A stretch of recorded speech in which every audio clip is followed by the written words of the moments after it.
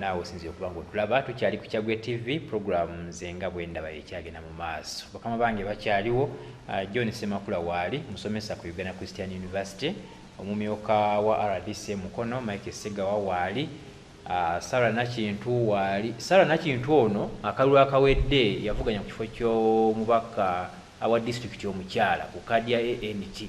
Bintu nebitatambula bulungi. This time agamba naye yeesowoddeyo kulumba municipality. Sigamba nti byatambula bulungi. Banange ndi mumativu n'obuli Yes, okay. I was a first timer. It was a COVID issue. So ndi mumativu. This time municipality. This time municipality banaye mundabiranga ddala. Okay. Wetuli awo. Njagala tutunuulire ku by election yabaddewo mu district y'e Dokolo. Abantu beeno akakiiko k'ebyokulonda kasalawo nti ng'ennaku z'omwezi 21 omwezi guno ogwokusatu babeere nga baddamu akalulu ako oluvannyuma lw'okufa kwa Cecilia Barbara Timogwal yali bakulembera ng'omubaka omukyalo wa disitulikiti eyo.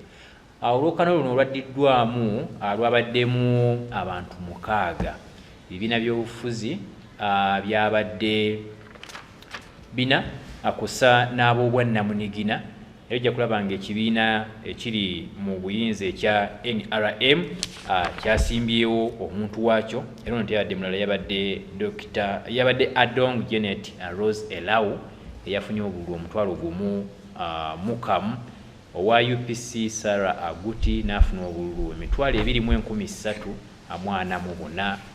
FDC yasalawo esimbewo muwala w'omugenzi ngono ye Aroch Ogwal Rosemary ye n'afuna obululu 8,168. Munna NUP Agino Harriet n'afuna obululu 7,87. Ababiri ab'obwannamunigina wabaddeko Akulo Esther yafunye 7,900. Ate Rebecca Arao n'afuna 4,39. Byagenze okuggwa ng'akulira akakiiko ak'ebyokulonda oludda olwo mwami Erikwaine Ngobi n'alangira munna UPC Sarah Aguti ku buwanguzi obwo ng'asinze banne. Obululu obwabaliddwa okutwaliza awamu bwadde emitwalo 4,157. Bwe batyo banna UPC ne beetikka obuwanguzi obwo. Naye akalulu kano bingi byakatambuliddemu bye twetaaga okuba nga tutunuulira. Ekisooka kya byonna eddembe lyabaddeyo ng'ebibiina byonna olaba nga byesowoddeyo okubanga bivuganya. Tutera okulaba by elections ezize zibeerawo, abaalaba ey'Ekayunga, ebukedde mulaba nga ebintu byakwasaako n'abakulembeze abamu mu mivuyo n'ebirala ebiringa ebyo. Kitegeeza ki eri ekibiina ekiri mu buyinza ekya NRM kubanga ono omuntu waakyo yadde akomyewo omulundi gwakubiri. Mpuliriza omulungi mu kulonda kuli Cecilia kwe yawangula omukyalo ono Adong Elau yafuna obululu 1,688. Kitegeeza ate bwe yakomyewo wano n'akolamu bubi kuba wano bwe yakomyewo yafunye 1,400 mu kamu. Kitegeeza wabaddewo okuddirira. Kati ono munna UPC luli eyawangulwa kuba yakwata kyakusatu yafuna obululu 1,406. Byakomyewo wano mu kuwangula n'afuna obululu 23,034. Kitegeeza ki eri ekibiina kya NRM ku ludda oluvuganya mukyala Sarah Nakintu? Kitegeeza ki tulina ekibiina ekya NUP nga leading opposition party essaawa ya leero engeri gye baakoze muti n'obwannamunigina ono mukyala Akulo Esther yabasinze. By election yatambudde etya kusinzira ku ndaba eya buli omu? Mukyala Sarah polisi okuyozaayoza omukyala eyayise Sarah. Big up. Kitulaga ki nga mu bibiina byaffe? Sigenda kusookerako eno eyakagwa. Asooke mbalageko by elections zembaddemu. Gye nasooka okubeeramu yali ya Serere. Kyenjiza ku NRM nti bw'obanga kati eyeserere mutabani ye yasikira kitaawe kitegedde naye balina candidate owukyo yayina flaga. Kikyo ngenda njigamu NRM. NRM asobola okuwa flaga ate nekujjako victory. Yes. Kyenalaba Serere ba RDC baani ebikonge byabbira omutabani akalulu kitegedde twagenda okukeera ku makya nga tumanyi ani agenda okukola ki okuwangula naye nga RDC bonna bakoze ki bakenyigiddemu naye nga babadde balina ne flag bearer kitegedde naye independent n'akakola ki n'akalya kitegeeza ki mbagambye NRM esobola okuwa flag naye nekujjako ki nekujjako obuwanguzi. That is one.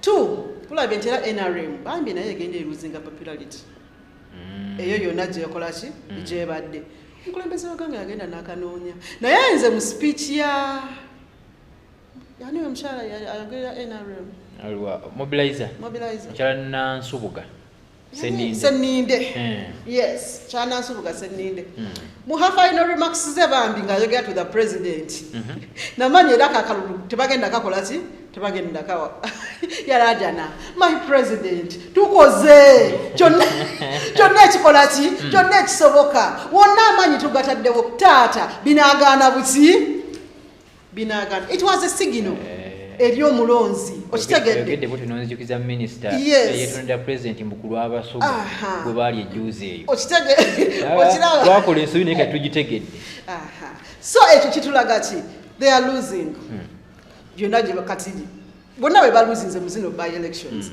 ate era kitulaga ki nti singa tubeera tuvaayo ne tukuuma akalulu ne tukola kyonna ekyetaagisa tewali bagenda kuzanyira ku ttale center okitegedde mbukati tubikola ki tubikyusa. Ekyokusatu ngenda nenzikiririza mu statement za President Museveni ezimu yagenda n'agamba osobola okufuuka ekintu nga nza kukkiriza okole ki okibeere okitegedde Kayunga Saga kubanga teyakkiriza era yawangula teyakola ki teyabeera. You never know. UPC and NRM they are in the bed of roses.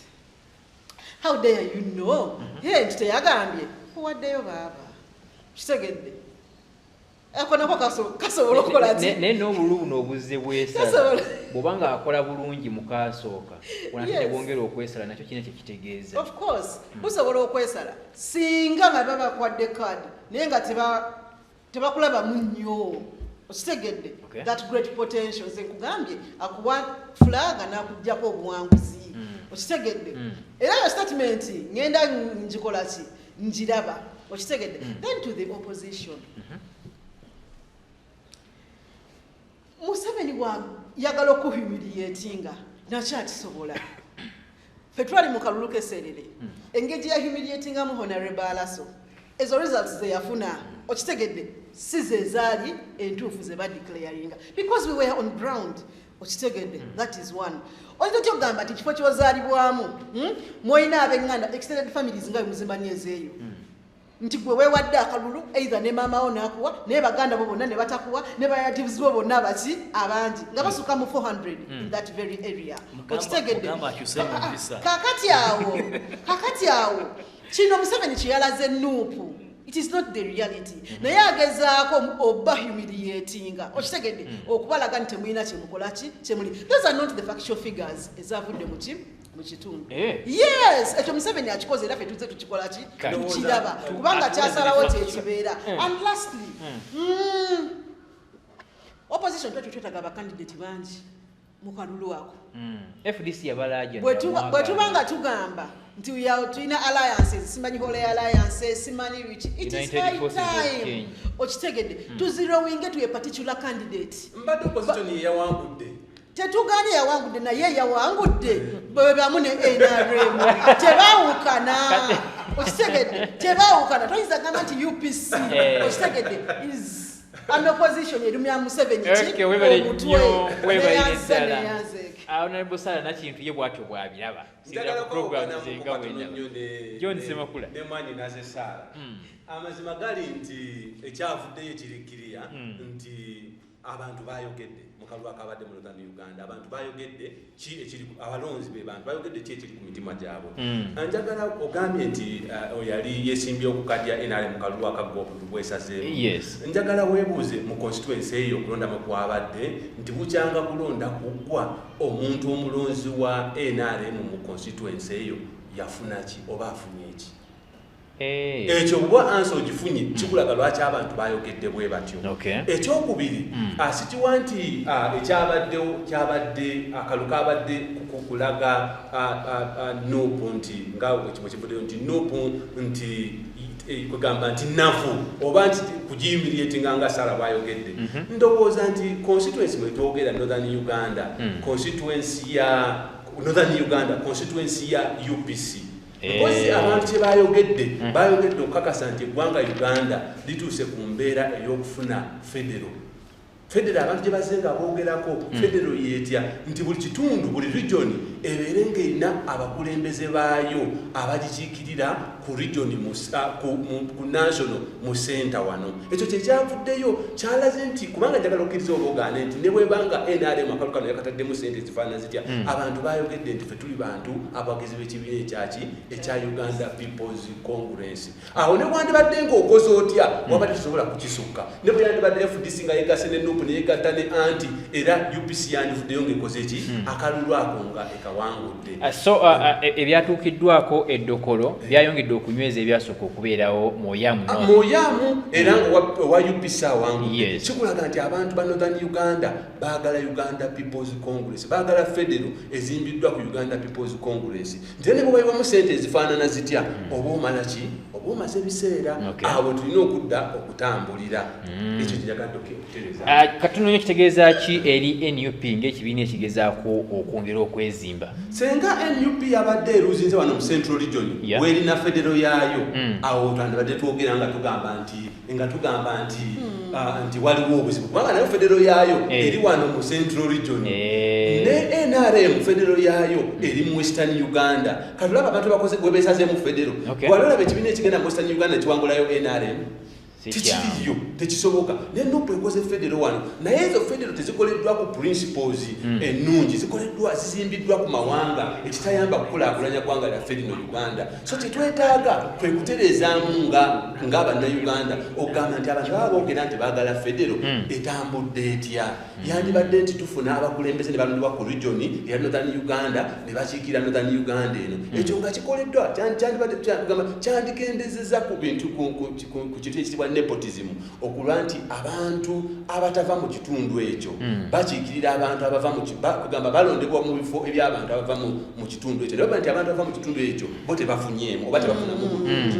Kale ekyo abantu abasi kye bagezaako okugamba bannayuganda abalala nti abange waliwo obwetaavu bwa federal etambula nti abantu b'ekitundu ekyo bakiikirira abantu baabwe ku national. Bwe kiba nga NUP nga bwogamba nti amaanyi gaayo geeyolekera nnyo wano mu Buganda nga ekiruubirirwa kyayo kutwala bukulembeze bwa ggwanga bwebanga egenda performing tikitegeeza kakati ekirala kisaagadde ng'egidde na mu kiseera nti wrangles weeziri ekirala kisaagadde kugirayo kyolina okumanya nga ow'amawulire kwe kuba nti bw'ogatta akalulu akavudde mu Northern Uganda opposition yeyawangudde.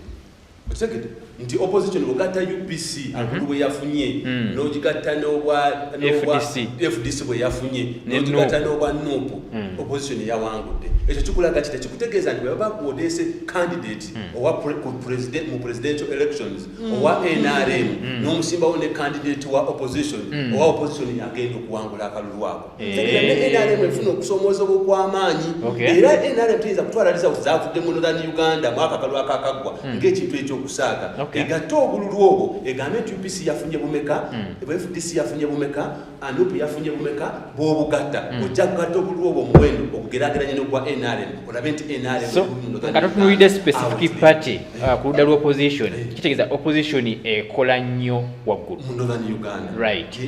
RDC singa ne opposition ekitwala mu maaso for example nti Kyagulanyi alina obwagizi bungi nnyo wano eno concentrate here nti Besigye okitegedde wano we nina obwagizi obwaki obw'amaanyi jayo bakandidate yaabo General Mugisha muntu okitegedde nti eno gye nnina abangi tuleete omu eyo tugenda kusanga nga ne palamenti gyawuzaamu. Nkweyanze RDC yingirawo ku nsonga eyo NRM luli byatambula nga bwe byatambula awo lubongedde okuba nga bwesala empologoma yasituse n'egenda naye kitegeeza kinene nnyo sajja ow'enkofiira okusitukiramu si kyangu nga bwe byabadde bitegeeza ki? Nebaza demokrasi yali mu Uganda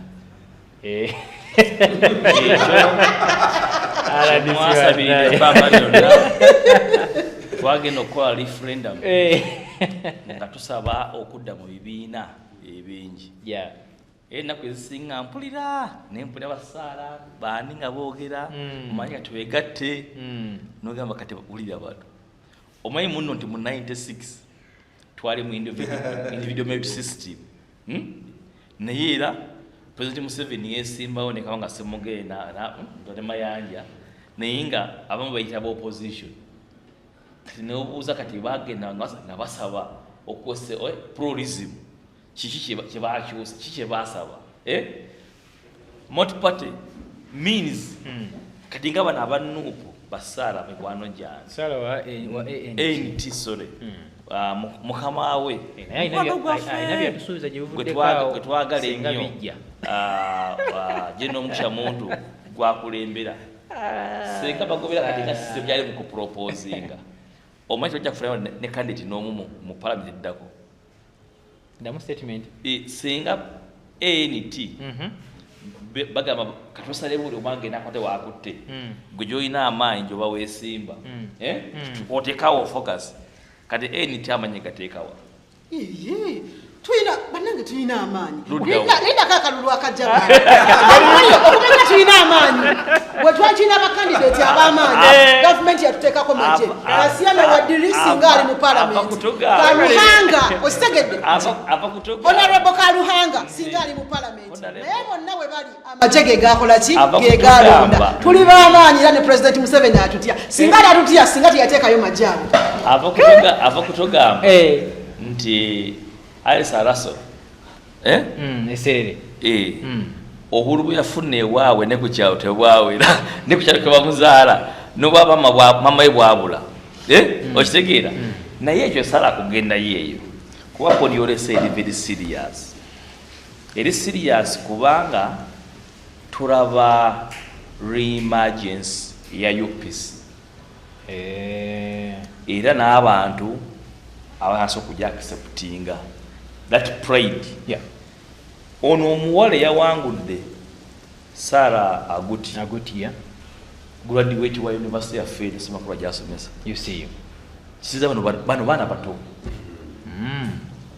nti UPC waliwo ekisaawe hali mulaba parliament ba UPC nga bayina envi bakubye ebituli bati mu nviiri enkuubwe abasajja ab'edda abo nga be ba UPC esaazo twakalaba abakyala aba women and they are young and very educated nga bali mu kuvaaweerango nga bajja mu palamenti ate nga bawangudde n'ennamba ennungi lwe twali tumanyi nti erira olw'okuba munno abeeyira bagamba mutabani waabwe akena balina okujjukiranga obote mwakena nawatakuba bifaananyi kaba kumukomingawo naye abasajja bali ab'edda ndi kati tulaba nti n'eddokolo omukyala yali yadduka mu UPC Cecilia nga talina apiro agenda mu FDC mu constituency ye muwala we bamuwangudde ono akola ki owa UPC n'awangula saagala kwogera UPC naye ndowooza akena is doing some good politics kuba politics is about being able okuwangula not just the participation nga ntawe bakolaki webakitwala participation is good naye okuwangula akalulu oyo tuula wansi n'olowooza ono omulabe wange oba opponent wange mulina ka advantage ki alina ka advantage ki era what it defines the rules of engagement bwomba yangono ndi opponent wange bwe mulumba wali wansi agenda kunkubirawo ogamba nedda kamusikirize mutwale ku lusozi yakolwa ki gyenina RDC nzikiza nkubuuza akantu kano nga sinnakeerabira otendereza mwami akena mbadde kyali kumunyonnyola obadde oyogera ku mwami akena era n'omuwa credit nti tulaba nti UPC essaawa ya leero ojja kukkiriza nti waliwo ebiwayi ebyo ekyamwami Walubiri ne Jima Akena era abatunulizi b'ensonga bajja kugamba nti ekyamwami Walubiri kyekiriwo mwami Walubiri ye mulondo omuki omutuufu kino kitegeeza ki nga tebatunuulidde ebibiina ebirala ebize byeyuzaamu biwunzika tebireese babaka nga UPC ng'oggyeko engeri omulamu gwo gye guli kulira ku Dokolo by election ate nga candidate w'Edokolo by election yabaddewo akena mu UPC yakena kinjagala okufokasingako kuba tekikuyamba kuba na brief case talina bakandidate talina baki okitegeera njagala UPC yakena obuzibu buli mu bukulembeze akena mukyala we minister of government ya Museveni right okitegeera tumanyi bulungi politics atambula with the waliwo olwana waliwo dialoginga nemufuna sometimes consensus kati UPC yake na defining ati sira kwana NRM ku point eno naye ku point ngera kwana nabo kuba kati kyali mukubala juka buli mubaka gwofuna alina kyakongera konge ekibiina politics ali sente buza basara abo ababadde mu politics politics ali sente boto ina sente tosobola kukola politics essaawa zino mudanda mu Uganda kati oba olina ekibiina nga kifukira bacandidates abamu nabaminisita bayita mu kibiina ng'osobola okukozesa resources za enemy wo gobalanga rival wo ate gwe n'ogaziya ekibiina kyo ate n'owangula ate nga Sara waagambye ne bakukkiriza ne otabeerawo olutalo mu candidate okupayinga space political space eyo osobola okukulira omwo kuba ku point ya UPC weebadde ebadde ku point of extinction kati kisingako kusurvivinga okusinga to get extinct kati bwe ndaba akena muli ndowooza now this akena must be a brilliant man I didn't know he was that brilliant naye olaba ku results tunawalabiranga ku bikolwa byabwe ku bibala byabwe ndabanga kyale mukolakola ki akifuna alternatively ndi mukulaba waliwo ekiseera utafunia by elections power nga bulamu ewangulawo ayogedde ku muzeeyi yani oyo Kasiyano Wadduli mu buzeeyi bwe yewangula Arua overwhelming nga kyali muki nga tayina NUP mu saidi eyo naye nga NUP ekyalina amaki amasanyalaze era semakulu akikunyeko naga what happened mwagendanga mu front empya ne muwangula Asumani basalirwa yali alemeddwa okuwangula ebujire emirundi ng'esatu kalonga kaganye n'agenda n'amasanyalaze ga Bobi Wine n'awangula Kasiyano tena manyi nnyo Arua kuba I think we waited gondowooza naye omulaba yagenda Arua n'akola ki n'awangula n'abatabala abangi kijja kitate essaawa zino tuli mu kubala numbers election eno 787 district number a whole district it should bother simanyi baneba it doesn't bother me I'm celebrating naye aba NUP it should bother them era bwotunuulira numbers ze bafuna oyamu oba alimeka bafuna 400 kati basically bw'obanga oli mu kugamba muno nti ogenda competinga mu 26 nga space ya Lang'o yokka particularly ebadde ina kuba testing ground ya popularity yo eyeze kuki you are minimized to under 1000 obuluwo ina yeyo mu region nga Lang'o okitegeera ekikulaga muno NUP mazima ddala ekola ki FDC ebadde popular mu north naye ojja numbers zikola ki zigwa naye NRM okufuna omutwalo gumu ogw'obulusebo mu area eyo it's a bonus kuba waliwo ekiseera nga NRM eya efuna 0 ng'efuna 10 naye essaawa zino these numbers bw'ozigattagatta nationally kitegeeza something which is very positive finally I think challenge ekyo eriemu nti NRM Secretary General ava mu Northern Uganda ava kyoli okay bitundu bye kiringanga ow'eggulu okugamba nti bugiri eri Buganda olwokuwambuki kubanga Busoga ne Buganda beerinaanye bonna bali mu sawo n'ebirala ate nekirala nti bw'obanga gwe oli mu gavumenti ng'olina resources oba wanjawuleko n'abala I think NRM nayo yeetaaga okubaako okukola okusukkaawo actually mwami Semakula to be honest with you, UPC eri ku resurgence. Okitegeera? Ate ffe UPC tetuginaako obuzibu. Kuba tukkiriza muno nti nga UPC kubanga ffe tukkiriza multiparty politics. Ate nabo tebabadde president yakoze ekigambo traitors. Politics gobazannya si gaba traitors essaawa zino.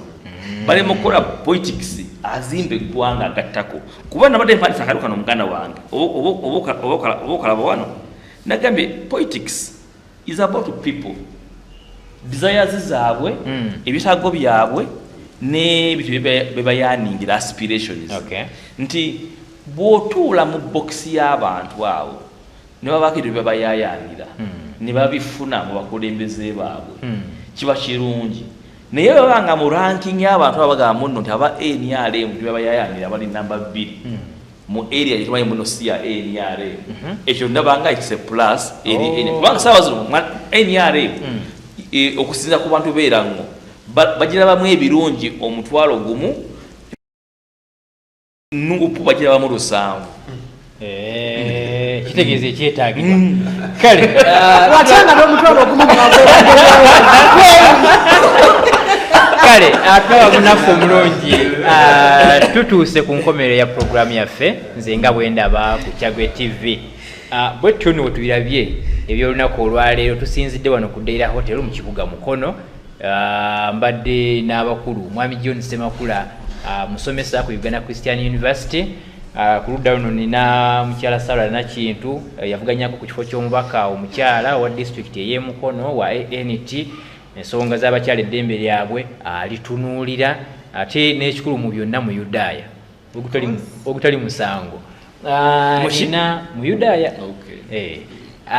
nina Mwami Mike Ssegawa ono no mumyuka wa mubaka owa president mu district ey'e Mukono muyite deputy RDC. Bwe tutambudde njagala ndowooza mu dakiika emu emyuka yokka abakulu bakusiibule. Mwami John, ababadde batulaba bannange n'abatuwuliriza mwebale nnyo okuwaayo obudde bwammwe okuwuliza pulogulaamu yaffe eno. Ndi musanyufu olw'ebyo ebirowoozo ffenna bye tuwaddeyo ne bateesa bannange olwaleero kubanga ekigendererwa kwe kuzimba ekunyaffe Uganda. Tweyanza nnyo tweyanzige mukyala Sarah Nakintu. neyanzege yasooka okwebaza nanyi ekifo kya Deira weebale nnyo weebalire ddala okutuwa ekifo ekinyuvu bwe kiti. Nenebaza nze nga bwe ndaba Kyaggwe TV mwagasinga mu kino ekintu. Nenebaza n'abalabi baffe abalungi neyanzege mwanjira messages nyingi nnyo. Yes, omuno mwe muva okuwabula n'okuyiga mwebale nnyo mwebale ddala era temukomaoko n'olwaleero bwe mugiraba mpa feedback yo. Mwebale nnyo mwebale ddala okwekumira ku Kyaggwe TV. Tweyanza nnyo tweyanzige RDC. Mwebale nnyo bannange mwebale kubeera ku Kyaggwe TV. Kyaggwe TV bali kuteekateeka programu eno ensufu. Mbadde simanyi muno obudde budduka bwe buti ng'oli ku Kyaggwe TV essaawa zino. Bannaffe ffenna abatulaba mbakubiriza twetekemu eyo mindset, twetekemu ebirowoozo ebituzimba ng'abantu, challenging tuzime komite yaffe Ndaba ne Mukono nikyakutwaliza wamu. Tulabe nga twewa amagezi nga twesitula nga twewumbawumba twencouraginga one another okulaba nga tusobola okulwanisa obwavu obukutte ejjembe mu bantu baffe n'okulaba nga ensi yaffe eri stable and secure. So bannange mbasaba mulaikinge video eno, sharinga video eno, ate commentinge nga Sara wagambye tutegere ebirowoozo byammwe. Salut. Tweyanza nnyo tweyanzike. Bwe bwe tugenze nze Richard Ssentaayi muzzukulu w'Eryasafu nsibuka Nakasongola. Ensonga enyumira nnyo producer wange Jowero era bwe njogera ku Nakasongola simanyi oba lwakyasanyuka nnyo. Mwami Jowero abadde ku kamera, Bwana Henry Nsuuga producer naye ensonga tubaddewo nga tuzitambuza ffenna. Njagala okubanga namusaaku Dr. Nalumumera Bukiriggwajjo ngera munoonyaako akadde konna tujja kubanga tubeera naye mu nsonga West. Omuliika w'Ekyaggwe Mwami Nkanji Julius kulamusiza naawe. Tugenze bwe tutyo ebyaleero bwe bibadde. Kyaggwe TV gye tuliko online, teekamu likinga, subscribinga, sharinga, commentinga, ensonga zibeere nga zitambula. Tusinkana olw'Essande olujja mubeere bulungi. Ssaabasajja Kabaka awangaale. Do you have a business trip, a study tour, a vacation, or intentions of enjoying the unique tourism sites, we introduce to you Buvuma Palm Resort in Buvuma Islands, a unique place to be for all your accommodation needs with spacious cottages, well suited in a good environment, overlooking a serene ecosystem with a rare view of Lake Victoria right from your bedroom. While at Buvuma Palm Resort, you will be treated to free sights and sounds from different bird species, monkeys, and a magnificent view of attractive rocks, palm oil plantations, boat cruises, forest walk, bicycle riding, among others. Buvuma Palm Resort has first-class conference facilities with a unique taste of foods prepared by experienced chefs. It is located in Buvuma district on the main island near the district headquarters. It also boasts of a helicopter landing pad and a playground.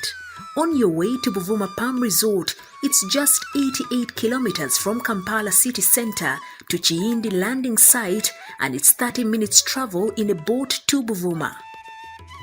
You are welcome as you take the best experience of traveling on the waters of Lake Victoria with the available sailing means with either passenger boats or the magnificent modern ferry, the MV Palm.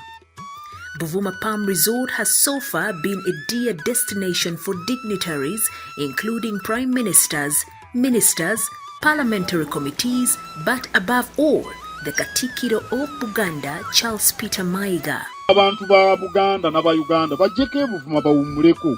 Waliyo hoteri ng'eno Palm Resort. Bintu bya mulembe.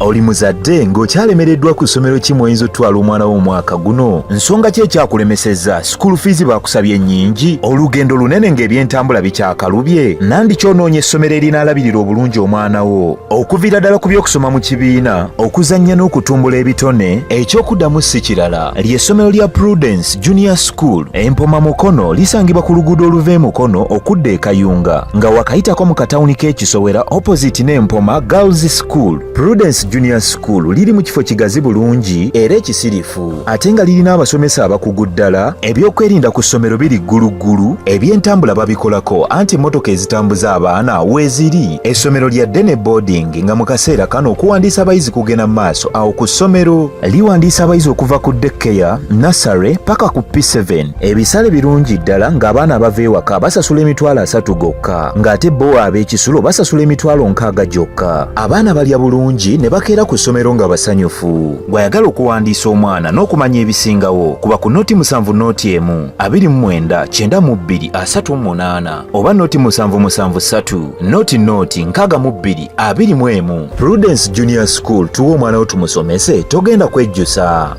Our dear parents, thank you for paying us school fees, and we still need your support because education is the key. May God bless you